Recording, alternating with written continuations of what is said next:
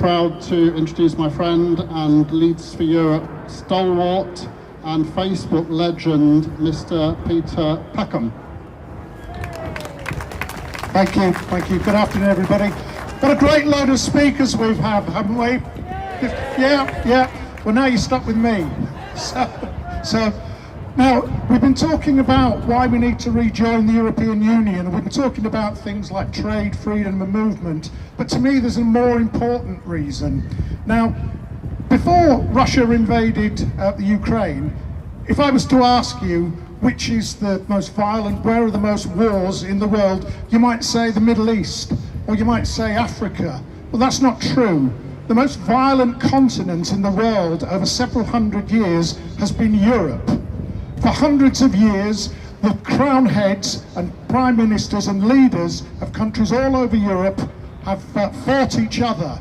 Of course, they didn't do much of the fighting, they left that for us. And when you think from 1875 to 1945, France went to war with Germany 3 times. And the second time, we ended up with the industrial meat grinder that was the trenches in the First World War.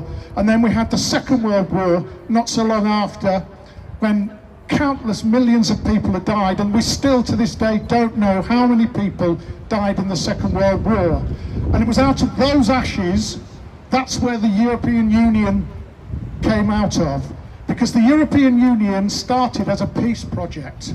It followed Winston Churchill's cry for a United States of Europe, and it brought the countries of Europe together. From the first iteration of the European Union, when France and Germany got together and agreed the iron, steel and coal treaty, that was the first time these countries were working together, and it's grown and grown so that we have 27 countries now working together in cooperation, peace and harmony. And it grew to such an effect that in fact the European Union were awarded the Nobel Peace Prize in 2014 for their contribution to peace in Europe.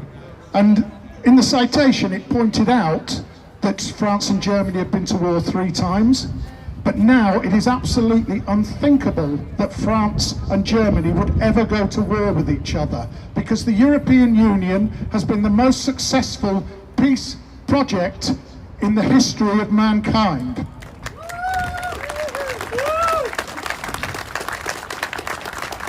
But what does that mean to us? Because we've been affected by all that. I'm sure you've got your stories, this is mine. My granddad was the youngest of 7 children, born in 1906 in rural Kent to a poor family.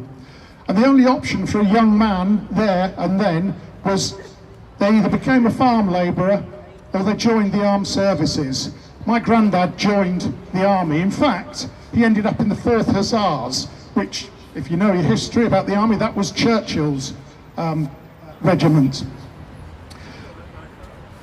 He was still serving in 1939 when the Second World War broke out. The Second World War, that beloved war of the Brexiters, the one they love to invoke, a war that they don't remember. He fought in the Second World War, and I don't know what my granddad thought about it, because he wouldn't talk about it. From the time he came home to the time he died, he wouldn't tell anybody about it. But we've got a clue, because in this box here, I have his medals that he was sent for his service in the Second World War. They're still in the box that they were sent to him in. They're still in the original greaseproof paper, still with the notes of how the medals should be worn. So I think that shows us what he thought of war. But he doesn't stop there, because he had an older brother who also joined the army. And he joined before the First World War. And he fought in the First World War, and he was killed on the 30th of August 1916, aged 26 years. So what does the European Union mean to me? What does peace, the peace that the European Union has brought, mean to me? It means that a family where 2 brothers fought in 2 separate world wars, one never came home, the other came home so damaged he couldn't even talk about it, but since then, the next 3 generations, my dad, myself my son, have never been sent to fight in a war in Europe. And we turned our backs shamefully on that project. There's now a fourth generation. I have a 3-month-old granddaughter. I want us to rejoin the European Union because I don't want her ever to experience war in Europe in her life.